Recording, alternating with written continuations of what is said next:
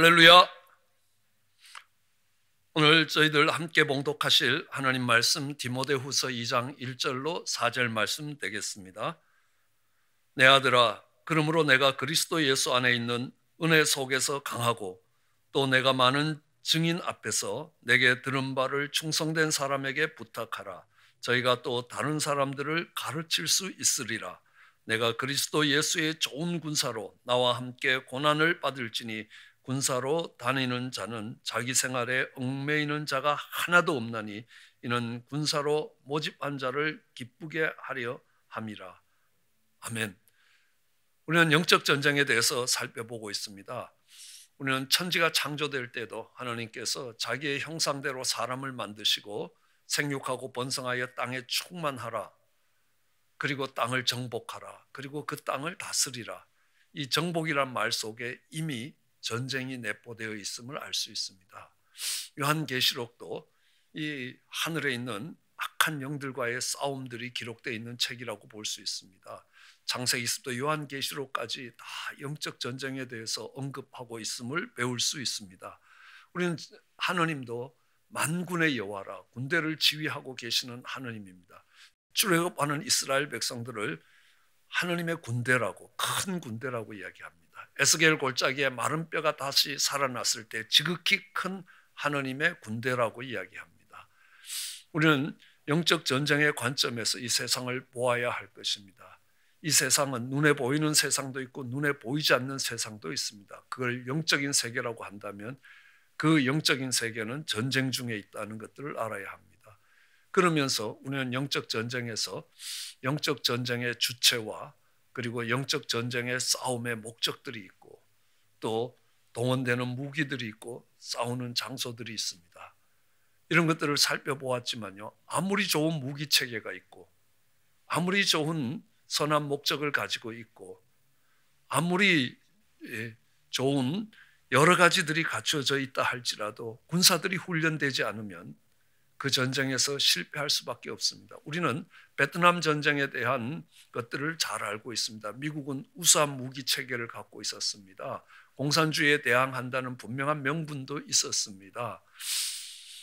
그럼에도 불구하고 그 전쟁에서 미국은 실패하게 됩니다. 왜냐하면 무더운 지방과 밀림에서 전쟁을 치르는 군사들이 훈련되어 있지 않기 때문입니다.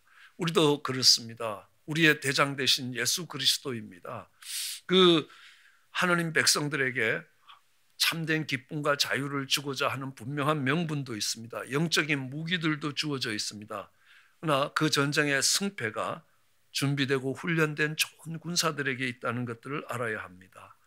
어떤 군사들이 좋은 군사냐? 그리스도 예수의 좋은 군사다라고 이야기할 때 전쟁이 일어나기 전에는 땀 흘려 훈련해야 되는 겁니다. 훈련이 없는 군사들은 오합지졸이라고 부를 수밖에 없습니다. 그리고 전쟁에 임할 때에 그들은 용기를 갖고 뒤로 물러서지 않는 용사들이 되어야 하는 겁니다. 기드온이 300군사를 가지고 12만의 미디안과 싸울 때에도 하나님은 두려워하는 자들을 다 돌려보냈습니다. 그리고 물을 들어서 입으로 가져가는, 내가 지금 전쟁을 수행하고 있는 군사로 살아간다는 의식이 있는 그들이 정말 그리스도 예수의 좋은 군사였다는 것들을 알 수 있습니다. 오늘 본문은 그리스도의 예수의 군사로 살아가는 사람들이 어떻게 살아가야 되는가, 어떤 사람들이 그리스도의 좋은 군사인가를 우리에게 잘 설명하고 있습니다. 제일 먼저 그 군사는, 그 군인은 은혜로 강해져야 된다. 영적인 군인이 정말 강인한 군사력을 가질 수 있는 힘이 무엇이냐 하면 은혜에서 나온다는 것입니다. 우리는 받을 자격이 없는 자가 받은 하나님의 선물을 하나님의 은혜라고 이야기합니다. 그 은혜로 인하여 그들이 강해져야 된다. 우리는 은혜로 강해져야 되는 그 모습을 아둘람 동굴의 400인 속에서 찾아볼 수 있습니다. 그들은 환난당한 사람들입니다. 빚진 사람들입니다. 마음이 원통한 사람들입니다. 한마디로 말하면 정말 못난 사람들입니다. 그러나 그들이 은혜로 싸웠습니다.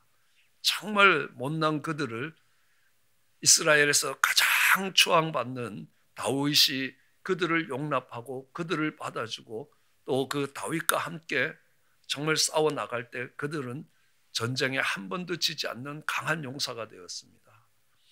우리는 라미제랍이라는 소설의 장발장이라는 사람을 알고 있습니다. 그는 빵 하나를 훔치고 10년 감옥에 갔다가 교회가 세상의 정치적 권세를 누르는 그때에 교회의 촛대 2개를 훔치다가 들켰습니다. 이거는 사형도 아니고 던전이라는 지하 감옥에서 햇빛 보지 못한 채 그의 남은 생애를 고통 가운데 마쳐야 되는 그런 자리에 있던 그가 용서를 받고 정말 금촛대 하나를 더 선물 받으면서 은혜를 입었습니다. 그러자 그는 세상을 살아가면서 그가 용서하지 못할 사람들, 그가 품어 안을 수 없는 사람이 아무도 없었습니다. 그가 그렇게 승리할 수 있었던 것은 받은 은혜가 컸기 때문입니다. 그 은혜로 싸우는 사람은 아무도 감당할 수 없다라고 이야기합니다. 다윗의 공적조서에 보면 그 아둘람 동굴에 왔던 그들, 은혜로 싸웠던 그들의 아름다운 이야기들이 정말 공적조서에 기록되어 있는 것들을 볼 수 있습니다. 요셉 바세벳은 한 전쟁에 가서 800인을 쳐 죽이기도 하고, 엘르하살은 손이 칼에 붙을 때까지 싸우고, 삼만은 다 도망갔을 때 혼자 남아서라도 그 이스라엘을 지켜냈던, 그리고 아비새와 분하냐의 아름다운 이야기들도 그들이 정말 은혜로 싸운 훌륭한 군사들이었다라는 것들을 이야기할 수 있습니다. 그리고 두 번째는 충성스러운 사람을 선발하라는 것입니다. 믿을 수 없는 사람은 아무리 탁월한 기능을 갖고 있다 하더라도 그를 믿을 수가 없게 되는 것입니다. 이 충성스럽다는 것은 믿을 수 있는 것입니다. 반대로 이야기하면요, 믿을 수 없는 사람을 간신이라고 이야기합니다. 간사한 사람이라는 겁니다. 앞에서 이야기하는 것과 뒤에서 이야기하는 게 다르다는 겁니다. 자기에게 유익될 때 하는 이야기와 자기에게 불리할 때 하는 이야기가 다르다는 겁니다. 앞에 있는 사람이 힘 있는 사람일 때 이야기와 힘 없는 사람일 때에 달라진다는 것입니다. 이런 것들을 보면서 우리는 사육신 같은 사람을 충성스러운 사람이라고 이야기합니다. 그 왕이 폐위가 되더라도 여전히 충성스럽다라는 것들을 알 수 있습니다. 이런 사람들은 믿을만 하다는 겁니다. 믿음직스럽다는 겁니다. 왜냐하면요, 한결같기 때문에 그랬습니다. 앞에서나 뒤에서나 이익이 될 때나 불리할 때나 힘이 있는 사람이나 힘이 없는 사람 앞에서 한결같다라고 이야기합니다. 카네기라는 사람이 있었습니다. 그는 자기 자신을 일컬어서 사람 보는 눈이 가장 정확했던 비즈니스맨, 사업가라고 이야기합니다. 이 카네기가 은퇴를 하면서 자기의 주력 기업을 찰스 스왑이라는 사람에게 넘겨줬습니다. 자기의 비서기도 했죠. 그때 찰스 스왑이 이야기합니다. 저는 국민학교도 제대로 못 나온 사람으로서 이 회사를 맡을 능력이 없습니다 라고 했는데, 카네기는 이렇게 이야기합니다. 나는 너처럼 정직하고 충성스러운 사람을 본 적이 없다. 능력이 있는 사람은 돈으로 사올 수 있지만 정직하고 충성스러운 사람은 그렇지 않다는 겁니다.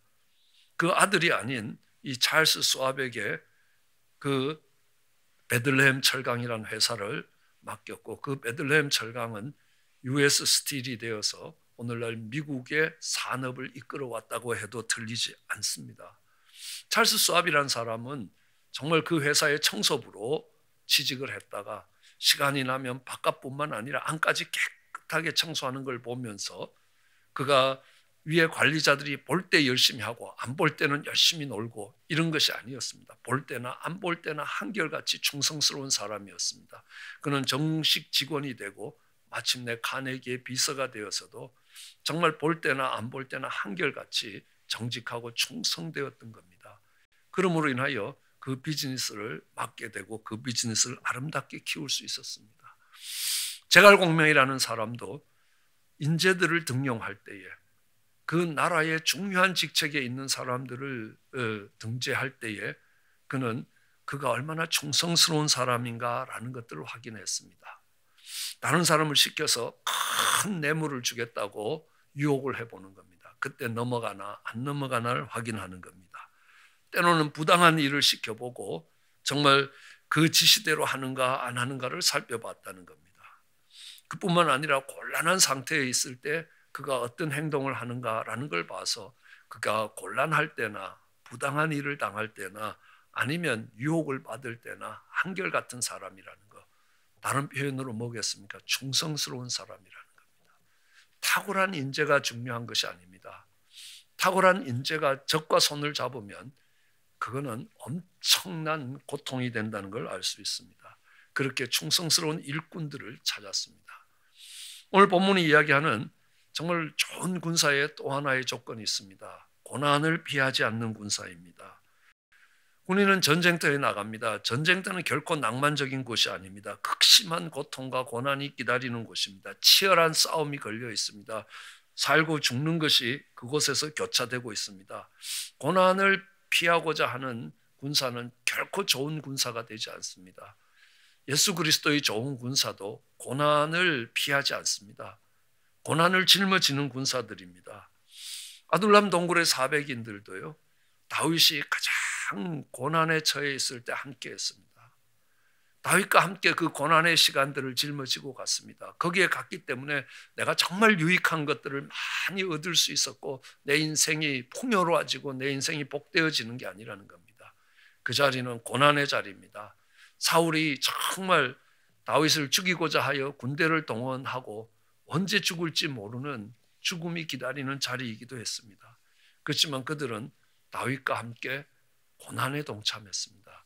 우리는 이 고난을 우리는 십자가라고 이야기하기도 합니다. 그래서 이 고난을 짊어지고 가는 군인들을 일컬어서 영적인 군사들을 일컬어서 십자가의 군병들이라고 이야기합니다. 여러분 십자가라는 건 결코 쉬운 일도 아니고 결코 편안한 것도 아니고 결코 즐거운 일도 아니라는 겁니다. 억울하기도 하고 부끄럽기도 하고 수치스러운 일들이 기다리는 고난의 자리입니다. 그 고난의 자리를 마다하지 않고 그 십자가를 지고 나가고자 하는 그들이 그리스도 예수의 좋은 군사라는 것입니다. 교회에서도 어떤 일꾼들을 찾겠습니까? 내가 대우받고 내가 존경받고 그래서 인심 쓰듯이 무엇인가를 하는 그런 사람이 영적인 강한 군사가 아니라는 겁니다. 좋은 군사가 아니라는 겁니다. 고난의 십자가를 짊어지고 정말 다른 사람의 죄짐까지도 다른 사람이 져야 될 짐까지도 짊어질 때에 그를 일컬어서 십자가의 군병이고 고난을 마다하지 않는 그 종들로 인하여 이 산지를 내게 주소서 하며 그 산지를 향해 가는 것입니다. 쉬운 곳이 아니라는 겁니다. 어렵습니다. 어쩌면 목숨이 위험한 지경에까지 몰려갈 수 있는 그 자리입니다. 그 고난을 피하지 않고 함께 그 고난을 짊어지고 싸워가는 그가 그리스도 예수의 좋은 군사라는 것입니다. 또 어떤 사람들이 그리스도의 좋은 군사냐는 겁니다. 자기의 생활에 얽매이지 않는 사람들입니다. 자기 생활에 얽매이는 사람들은 싸우러 나갈 수가 없는 것입니다. 내가 정말 결혼을 하고 얼마 되지 않고 또 내가 집을 산 지 얼마 되지 아니하고 포도원을 가꾼 후에 정말 그 첫 포도를 따먹지 못한 사람 다 돌아가라라고 이야기했습니다. 왜 그렇습니까? 내 사는 삶에 지금 매여 있다라고 이야기하는 겁니다. 매여 있지 않는 사람들은요. 언제나 가라 하면 갈 수 있고 서라 하면 설 수 있습니다. 전쟁이 시작되었는데 가라 해도 가지 못하는 사람이 어떻게 군사로 살아갈 수 있겠습니까? 군사는 언제든지 싸움이 있는 장소로 떠날 수 있는 준비가 되어야 되는 겁니다.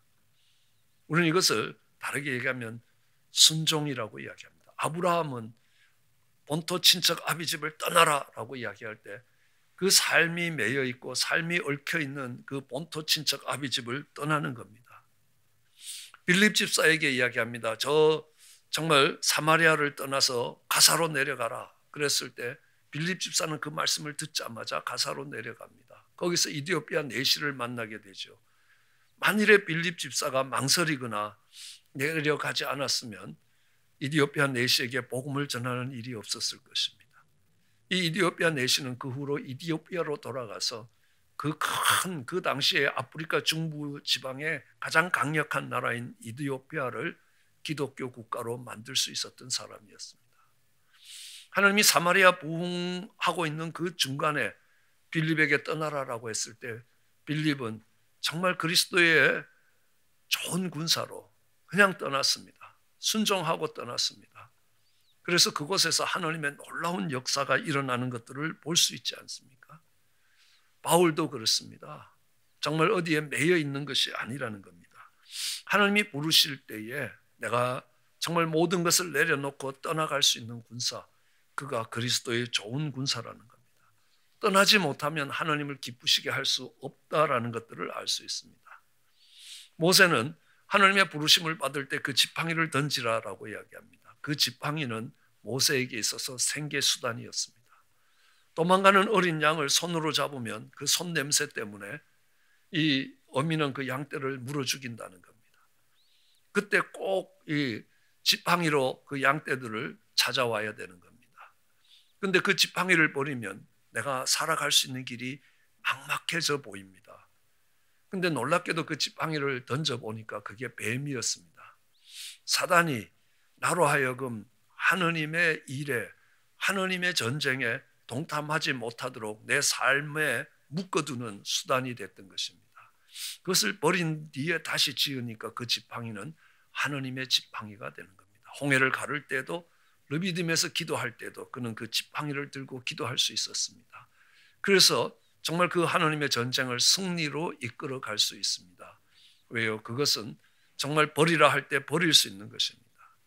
왜 못 버리고 왜 떠나지 못합니까? 내가 잃어버릴 거에 대한 두려움이라는 겁니다. 아니면 제가 지금 누리고 있는 편안함이라는 겁니다. 하나님 그것을 떠나라라고 이야기합니다. 그것을 떠날 때에 그들은 전쟁에서 승리할 수 있는 것입니다. 하나님의 전쟁은 결코 수의 많고 적음의 관계가 있는 것이 아니었습니다. 여러분 기돈의 300군사를 봐도 그렇습니다. 그들은 미디안의 12만 명의 군대를 대항하여 싸울 수 있었습니다. 그리스도의 좋은 군사가 필요하다는 겁니다.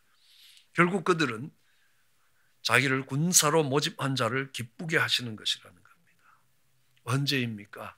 은혜로 강해지고 충성된 자로 정말 전쟁에 나가면서 고난을 마다하지 않고 십자가를 짊어지고 자기 생활에 얽매이지 아니함으로 인하여 하나님이 기뻐하시는 그들을 군사로 모집한 하나님을 기쁘게 하는 사람들이 될 것입니다. 용병들은요, 돈이 되면 싸우고 돈이 안 되면 싸우지 않는다는 겁니다. 그러나 하나님의 군사들은 하나님의 기쁨이 되고자 하는 것입니다. 우리의 자녀들도 장성한 후에 부모의 기쁨이 되는 그 자녀들이 될 때에 그 부모의 수고와 그 정말 지금까지 드렸던 노력들이 보람이 될 것이라는 겁니다. 우리는 하나님의 군사로 싸워갈 때에 하나님의 기쁨이 되기를 원한다는 겁니다. 내가 주의 기쁨 되기를 원한다라는 그 소원을 가지고 은혜로 강하여지면서 충성된 군사로서 그리고 고난의 십자가를 마다하지 아니하고 십자가의 군병으로 그러면서도 내 생활에 묶이지 아니하고 정말 하나님이 부르실 때에 그 부르심을 따라 있는 자리를 떠나갈 수 있어야 된다는 겁니다. 부르셔도 그 자리에 묶여 있는 사람들은 떠날 수가 없다는 것입니다. 그래서 언제든지 떠날 준비가 되어 있는 그들이 그리스도의 좋은 군사로 영적 전쟁에서 승리할 것입니다. 그와 같이 승리하는 우리 모두가 되시기를 주의 이름으로 축원합니다. 기도하시겠습니다. 사랑과 은혜가 많으신 하나님, 너희의 씨름이 혈과 육의 씨름이 아니라 정사와 권세와 이 어두운 세상의 주관자들과 하늘에 있는 악한 영들과의 싸움이라고 말씀하셨습니다. 그 싸움에 부름을 받은 그리스도 예수의 좋은 군사로 은혜로 강하여지게 하여 주시옵소서. 하나님 우리의 탁월함이 아니라 하나님께 받은 은혜로 하나님 충성스러울 수 있게 주여 역사하여 주시기 간절히 원합니다. 하나님 고난의 시간들을 마다하지 아니하고 십자가를 짊어지신 우리 주님처럼 하나님 그 십자가의 군병으로 서서 이 땅의 삶에 매이지 아니하고 하나님이 부르시면 언제든지 떠날 수 있는 하나님이 부르시면 이 땅도 떠날 수 있는 준비된 군사로서 우리를 부르신 하나님을 기쁘게 하시는 기쁘게 해드리는 하나님의 군사로 살게 은총을 다하여 주시옵소서. 그리하여 우리가 감당해야 될 그 영적 전쟁에서 승리를 얻는 군사로 살아가게 은총을 다하시기 간절히 소원합니다. 감사합니다. 예수님 이름으로 기도드렸습니다.